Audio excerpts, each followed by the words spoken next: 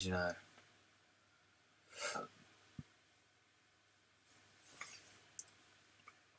There's an argument for having an underlying attack value shown, because that to everybody is just a surprise as to how much that's gone up by. You've got to, I guess, be tracking in the background the attack that it should be. It should be hard as a player. So we should probably show underlying values, and then just that they're capped.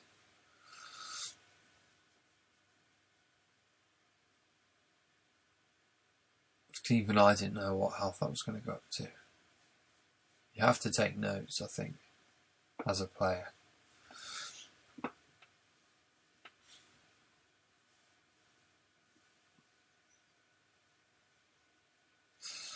He's retreated it though, so he may still pull this one out the bag. Do you kill the ally or do you go for the hero at this point?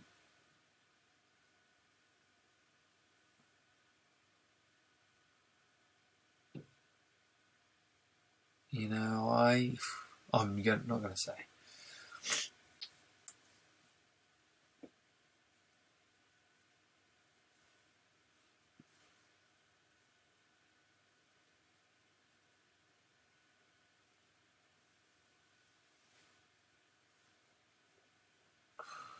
It's a great board situation now, but a supernova will win the game.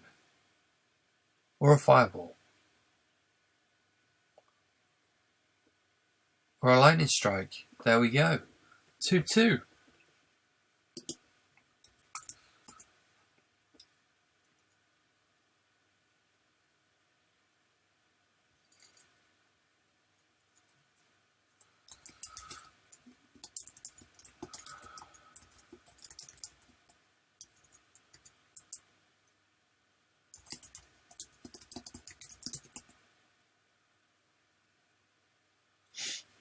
Excellent play.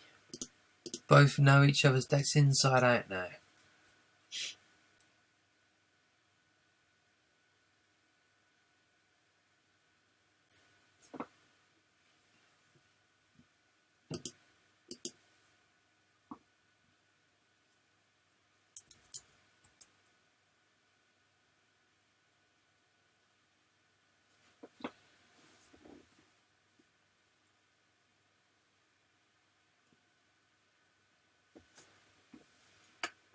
So game's up, ready to start. One of these will be facing a Zala.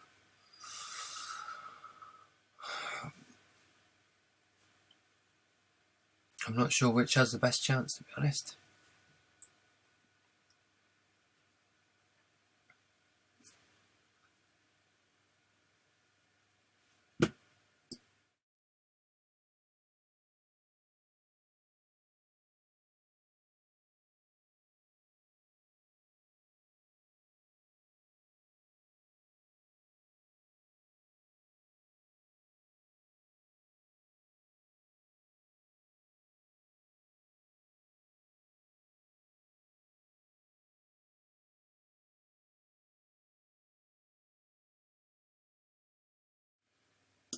Okay, so this is the last game in a best of 5 in the semi-final.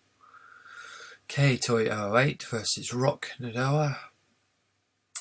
Nadoa has gone first in this one with a Herald. That's a great start.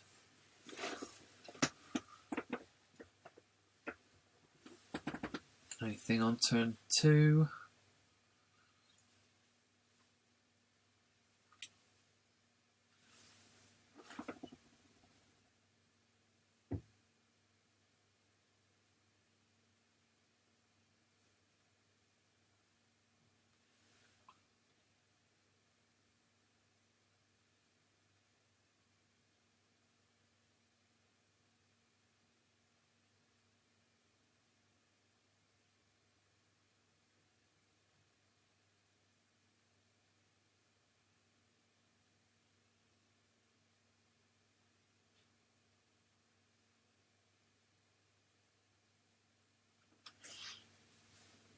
Nice working together there by the Twilights. Just for added measure, super buff. Really a nice combo there.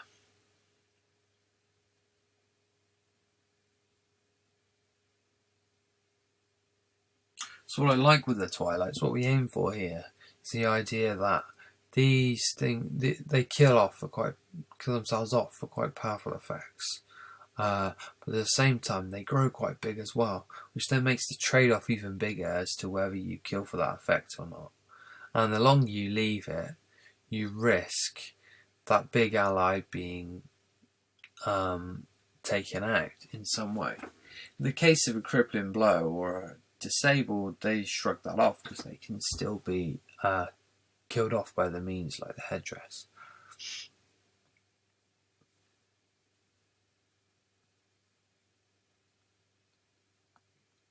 The Twilight and the Undead are kind of meant to be symmetrical, that the Undeads come back, whereas the Twilights go away.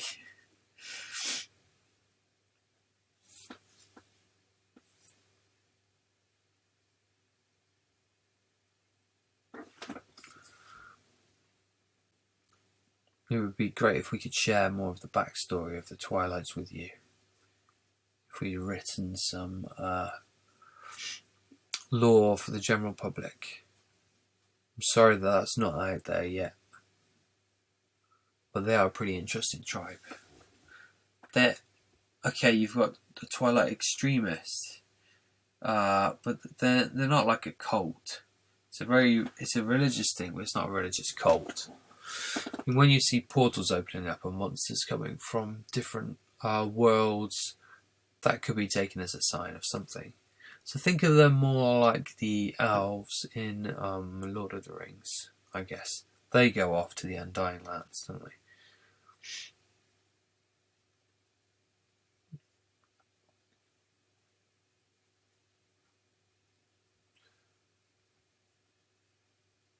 Oh, Legend Rises has been such a superstar card for Nadoa.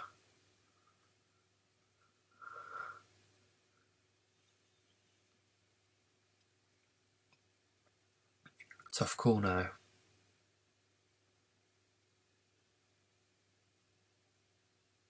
Yep, goes for the hero. Ignores the board.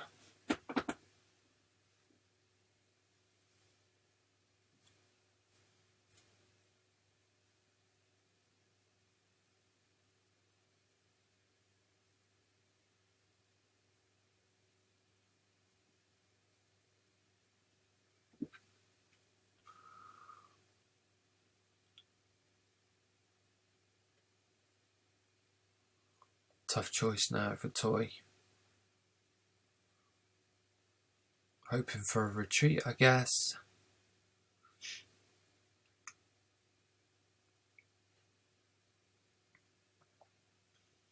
It's got to be a treat, because if it dies, it's coming back anyway. Not as big, obviously.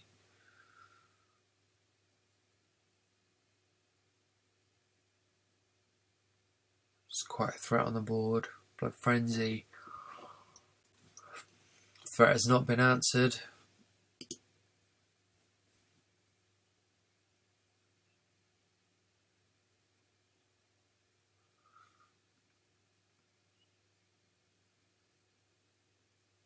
So it can be a pretty handy draw engine, that Eidolon, but it's inconsistent in that you could lose your draw engine when it saves somebody for you.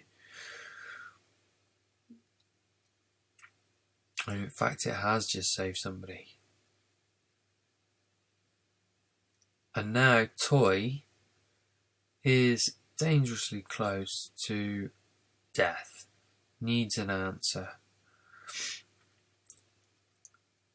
Needs some way to take out that ally. 9-5. Blade Dancer won't do it.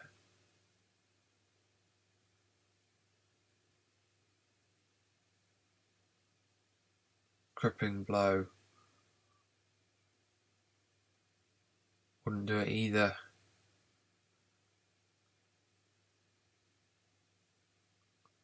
Legend Rises is a unique attachment, so you can only use one.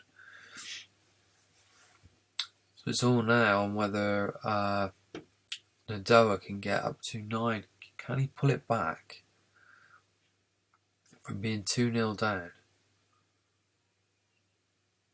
Of course he can, because he can combine those and win with Twilight Aramia.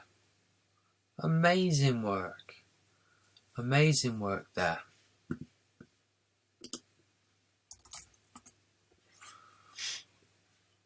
Excellent play by Nodoa. Well done to Toy, who we will be seeing in the grand finals.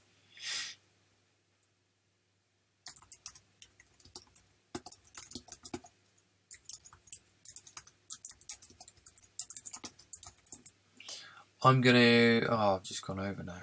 I'm going to end the stream and then come back in a bit after the break. That would work best, I think. I can turn this into a highlight of 2 hours then. So we'll watch the final as a separate bit.